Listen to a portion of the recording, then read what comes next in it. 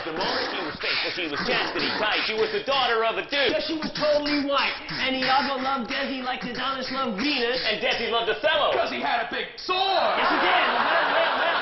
Iago said, I'm gonna shaft him more. How you gonna do it? Tell us. Well, I know a tragic cause that he's too damn jealous. He's a duke, a dope, a kind of a schmo. So he thought a chump sucker by the name of Cassio. And he plants on him Desdemona's handkerchief. So Othello gets to wondering just maybe if, while he been out fighting, commanding an army, Desi and Cass playing hide the salami. Salami.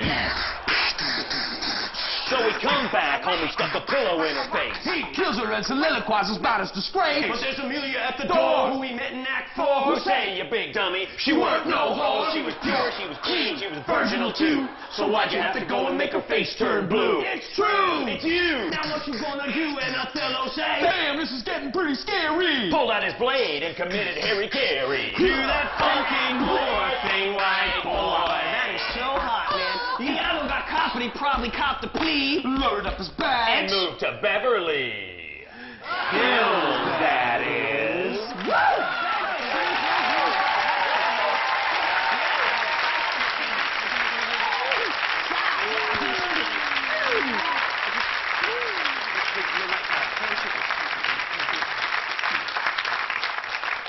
Africa. Hey guys, let's lighten up from all the heavy tragedy and do some of the comedies for a while. Word. Comedy. Okay. Now, when it came to comedy, Shakespeare was a genius at borrowing and adapting plot devices from different theatrical traditions. These influences include the Roman plays of Plautus and Terence, Ovid's Metamorphoses, which are hysterically funny, as well as the rich Italian tradition of Commedia dell'arte. Yeah, basically Shakespeare stole every comedy he ever wrote. Oh, no. Stole's a little strong. Distilled, maybe. Yeah. Okay. He distilled the 3 or 4 funniest comic gimmicks of his time, and then he milked them into 16 plays. Yeah, you see, basically Shakespeare was a formula writer. Once he found a device that worked, he used it over and over and over again. So, Mr. Shakespeare, the question we have is this. Why did you write 16 comedies when you could have written just one? Well, in answer to this question, we of the Reduced Shakespeare Company have taken the liberty of condensing all 16 of Shakespeare's comedies into a single play, which we have entitled The Comedy of Two Well-Measured Gentlemen Lost in the Merry Wives of Venice on a Midsummer's 12th Night in Winter. Or Cymbeline taming Pericles the Merchant in the Tempest of Love as much as you like it for nothing. Or 4 Weddings and a Transvestite.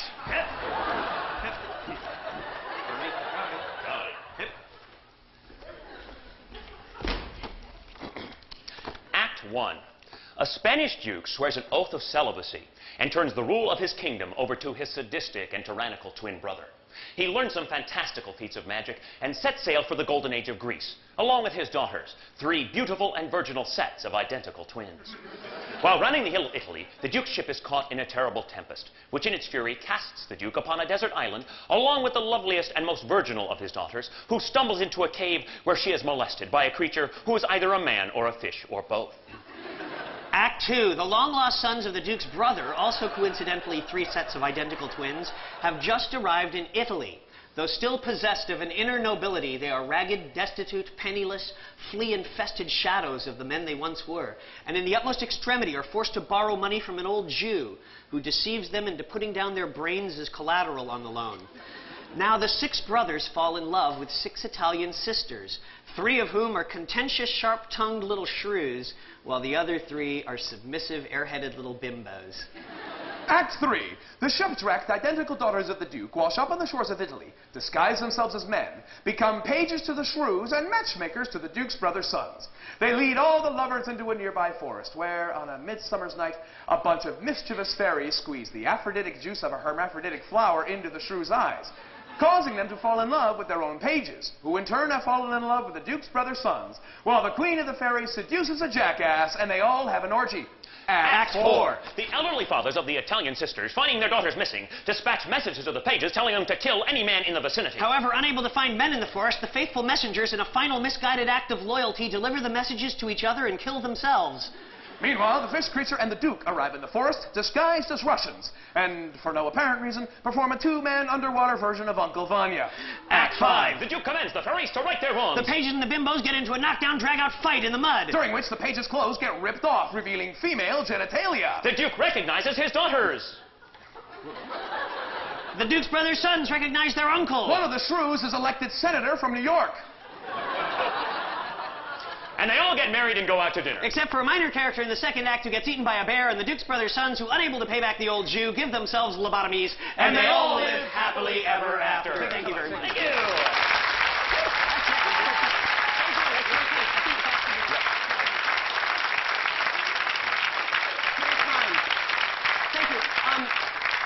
What we'd like to do at this juncture in time is return quickly to the rest of Shakespeare's tragedies, because basically we found that the comedies are not as funny as the tragedies. So we'd like to start off this section of the show with William Shakespeare's Scottish play, Macbeth, which you're really not supposed to talk about in a theater. Yeah, unless you're performing it. Because it's cursed. Oh, very scary. Fortunately, however, the Reduced Shakespeare Company not only performs an abbreviated version of Macbeth,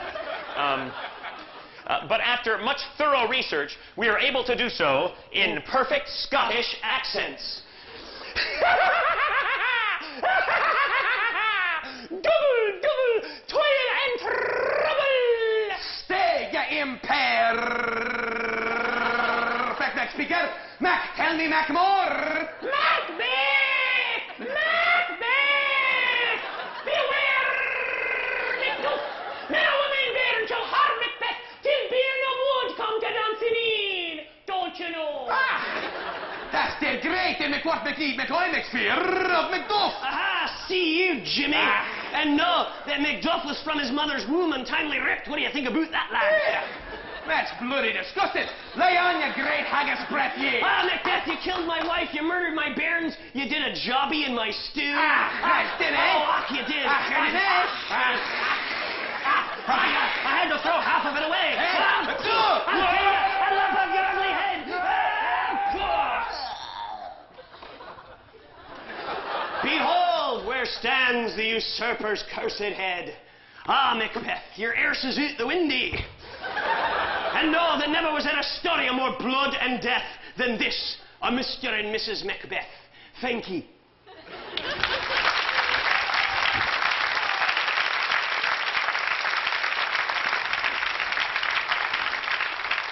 Meanwhile, Julius Caesar was a much beloved tyrant. All hail Julius Caesar! Hail, citizens! Who was warned by a soothsayer. Beware the Ides of March. The great Caesar, however, chose to ignore the warning. What the hell are the Ides of March? Well, that's the 15th of March. Why, that's today! Et tu, Brute! Friends, Romans, countrymen, lend me your rears. I come to bury Caesar, so let's bury him and get on to my play, Antony and Cleopatra. Is this an asp I see before me? Oh, I'm dying! I've been bit by a snake! It's the venom! It's all coursing through my blood! Sorry, Adam, stop it, Adam! Listen! Reed, calm down. What? You have this really bizarre notion that all of Shakespeare's tragic heroines wear these really ugly wigs and vomit on people before they die. It's an interpretation. No. Under control. Barfing on people is not an interpretation. No. Just get up. Get up here. He was into it. Just wasn't get it? up. Everything I do is wrong today. Like you're all over my Antony face. and Cleopatra is not some Alka-Seltzer commercial. It's not what It's a romantic thriller about a geopolitical power struggle between Egypt and Rome. Oh, yeah, like you knew. You're like all laughing. I'm sorry. I apologize. You know, if I had known it was Shakespeare's geopolitical play, I wouldn't have screwed around with it because my favorite plays are his geopolitical plays. Those Really? Are my favorite. No, seriously, they're intense, man. Like, what was that one he wrote about nuclear energy in the former Soviet Union? I saw it. It was way ahead of its time. It was a metaphor. No. Wrapped in an allegory. I think you're It was confused. totally I think you're confused. intense, man. It was called Chernobyl Kinsman. And it was all about this nuclear reactor. Adam, Shakespeare wrote a play called Two Noble Kinsmen. Not Chernobyl kinsman. Two noble kinsmen. Sure. There was a definite Two noble kinsmen. Two noble kinsmen. Sure, no. What's two noble kinsmen? Two Noble Kinsmen is about a girl who goes insane with the fear that her boyfriend's going to be eaten by wolves and her father hanged. And is Boris Yeltsin in it? No. No! I've never heard of that play. Of course before. you've I'm never sorry, heard about you it. know This is what? not actually one of...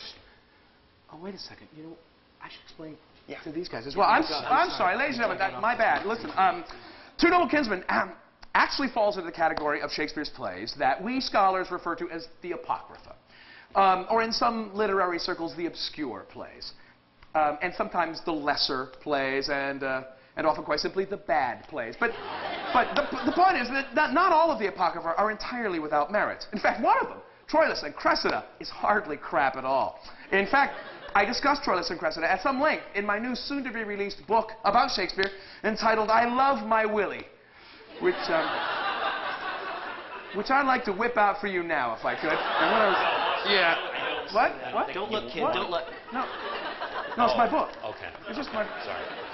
Okay, you can look. Anyway, I was thinking what we could do is a quick sort of improvised version of Troilus and Cressida based on this chapter. Yeah, we can do an interpretive dance performance art version. No. Performance art. I love performance art. It's so pretentious. Yes, we could. We could do a piece that uses the text of Troilus and Cressida as like a jumping-off point to explore deeper themes. You know, like the transient nature of life and the mythology involved in the arising and dissipation of forms. Yeah, get some props. Wait. I was thinking we could do just a very straightforward, scholarly approach. No, screw that. Man. No, just go ahead. All right, okay, that's fine. Troilus and Cressida was written in 1603, published in 1604, and is in the first folio. Although that version is some 166 lines longer than the version which appears in the second folio, which is about 166 lines shorter than the version which appears in the first folio. Now, it's described on the title page of the first folio as a history, but later it became known as a comedy. And how it is known...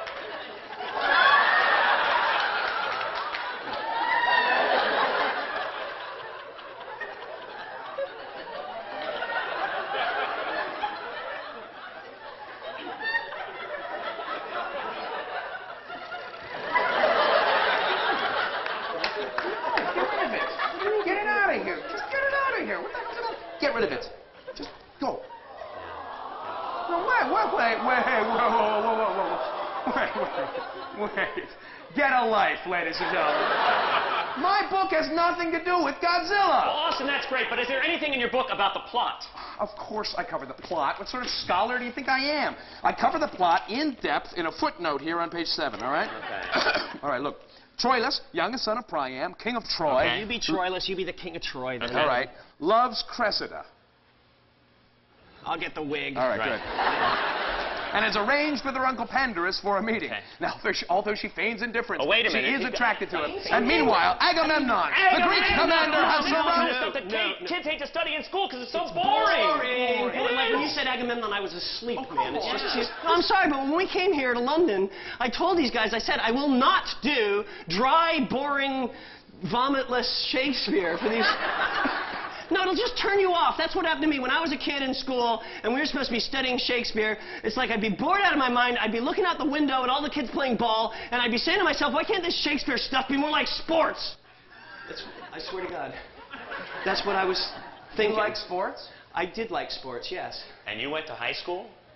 Yes, as a matter of fact, I did go to high Okay, school. well, whatever. Because check it out, Austin. Sports are visceral. You know, they're engaging. It's like, you know, if you look at Shakespeare's histories, in the histories, you've got all these kings.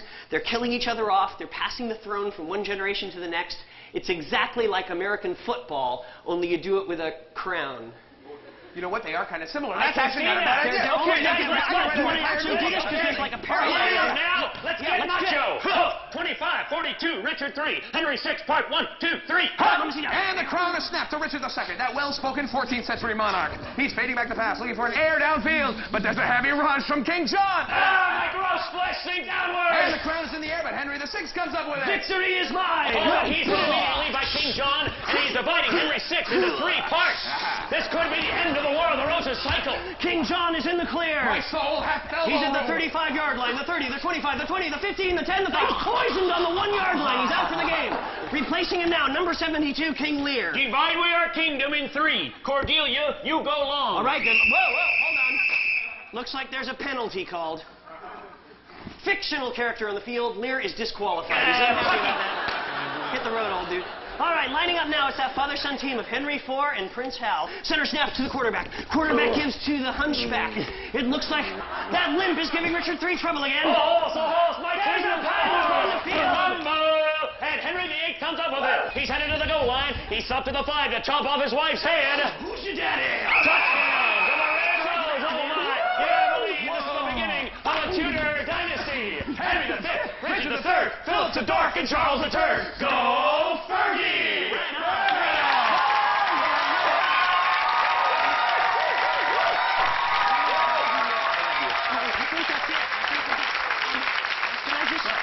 Can I borrow your program? I'll give it right back, I promise. I just want to check the list of plays. I just want to look at the list of plays because I think we might have done them all already. Really? I swear, because we just did all the histories, right? Yeah, and we did the comedies all together. Right. Cool, that just leads to tragedies. Right, Titus we did. Andronicus I did with all the blood. Yeah, we did Romeo and Juliet. Yeah, Julius Caesar, Troilus, and Cressida. See, this Fellow is was what a I'm rap. saying. King We might be able to Lear was let a you guys football out early tonight. 'Cause I think we've That's done everything. great. The Scottish play, yeah, we did. Yeah. Ooh, oh, wait, Antony and Cleopatra? We did it. We did did it? We When? did, totally. I threw up on that guy in the hat. Right. That's right. Right. That's right. Tom of Athens, I mentioned. In the cooking show. Coriolanus. Let's just skip it, man. Why? What's the matter with Coriolanus? I don't like the anus part. I just think, I think it's offensive, and we have some young children. No, that's fine. That's fair enough. It's not a clever word, kid. I don't care if you're 20. I don't want to hear you using language like that, young man. Right, ever. Is this your mommy?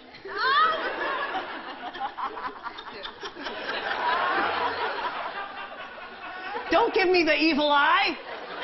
Adam, Now I know why some animals eat their young. You know, I swear to God. Just, relax, all right? Yeah. Adam, I think that kid can kick your ass. So just wait. Just leave him alone. But I think you're right. We're all. So that's all of we them, did right? tragedies. We're done. Well, no. That's great. No. That's great. Shoot, look right here. Oh, no. Hamlet. How do we forget Hamlet? I don't know. It's Shakespeare right didn't there. write Hamlet, did he? Yeah, he did. Shakespeare. What are you talking about? Sure he did. He didn't. Yes, There's he no did. way. He It must did. be a misprint. No, it's not. It's a Mel Gibson movie. Well, no, I know, but it's based on the play. Anyway, well, then 36 down, just 1 to go. Perhaps the Bard's greatest play, a play of such lofty. I really don't feel up for it tonight. Well, I don't. I'm Hamlet's a very big play. It's got a lot of words. It's got, like ideas and stuff. I know, but we I'm really not- need to do it. We'll do it quickly. It's just that football game left me really emotionally and physically drained, and I just, I don't think I could do justice to it. Well, we don't have to do justice to it. I mean, where you been? We just have to do it. That's what I don't want to. The kids got me freaked out, man. No, I don't worry think I about the could- kid. The play is called The Complete Works of William Why don't we Shakespeare. just change the name of the play then? We'll call it The Complete Works of Shakespeare, except Hamlet. That's ridiculous. I think they would like to see Hamlet. We don't need to see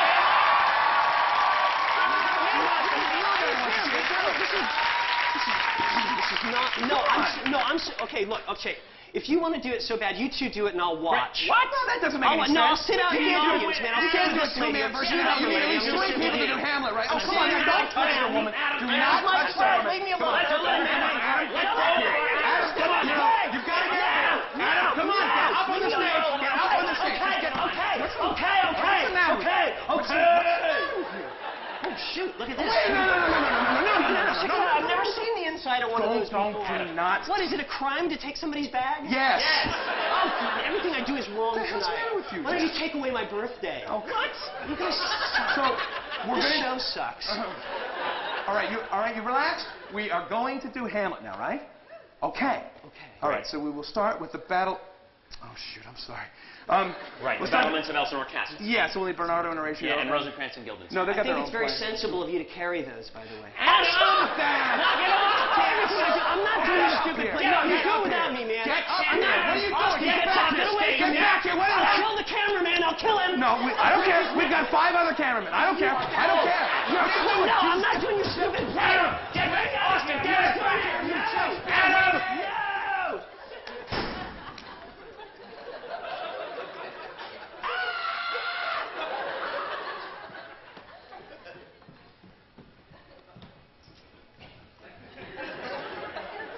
Austin is usually a lot faster than Adam. I'm sure they'll be back in just a minute.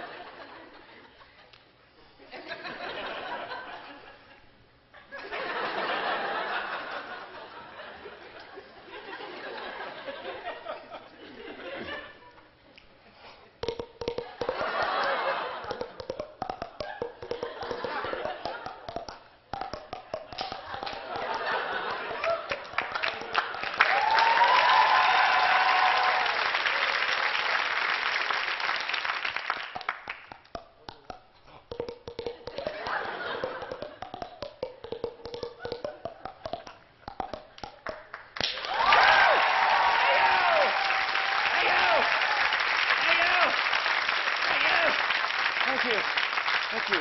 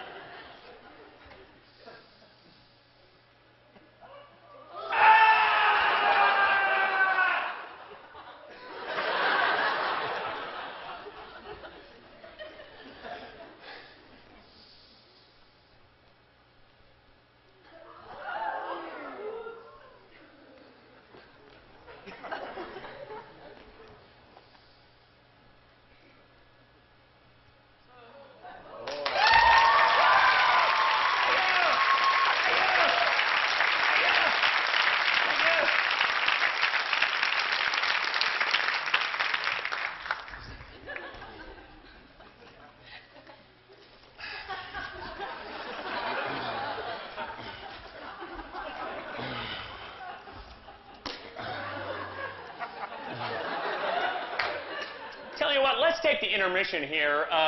Go out to the lobby, stretch your legs, have a few drinks. We're always much more talented after you've had a few drinks.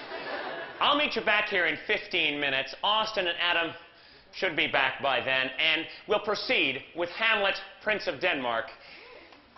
I hope.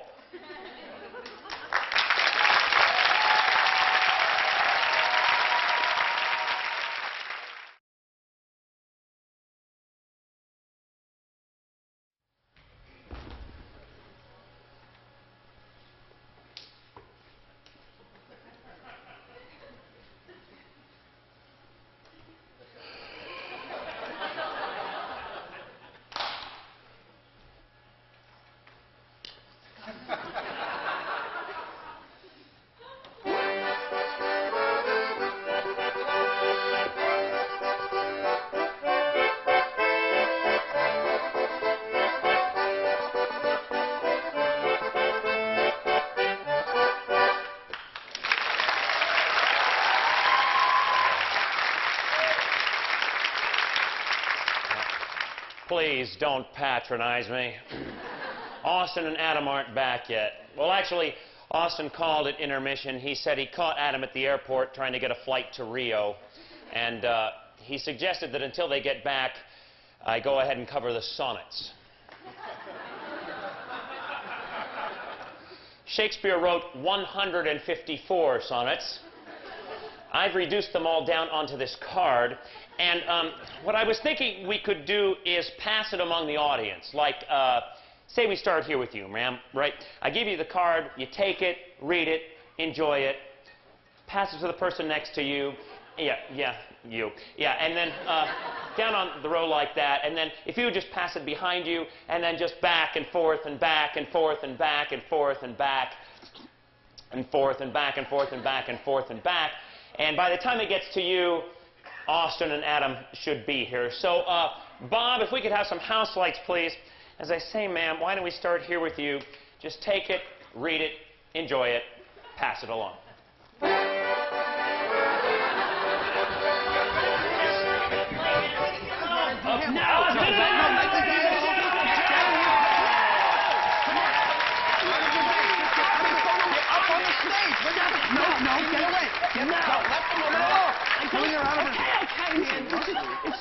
cool. You like grabbed me. You gave me a carpet burn on my arm. Well, you should have come with me willingly. I don't want to do this. You all right? You all right? Oh, come on. Here. Just blow, all right? All right. Just you take him backstage, and I'll set it up right here. Okay. Okay. Just Don't touch me. Just get off. Bob, can I get some mood lighting, please, to help me sort of set the scene for what is perhaps the greatest play ever written in the English language. Hamlet! The tragedy of the Prince of Denmark. The place? Denmark. The time? A very long time ago. The battlements of Elsinore Castle, round about midnight, 2 guards enter. Anna. I don't want to do this stupid play, man. Leave me alone. Get out Get there. off. No. Don't make me. I don't want. Ow! I told you.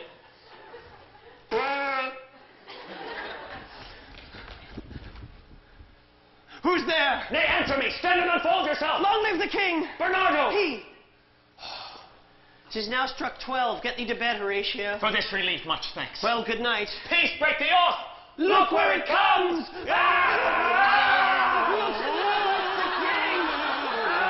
Horatio, it would be spoken. What art thou? By heaven, I charge thee. Speak.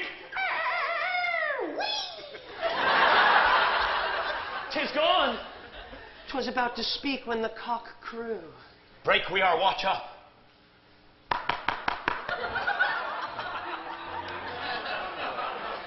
And by my advice, let us impart what we have seen tonight unto Hamlet, Prince of Denmark.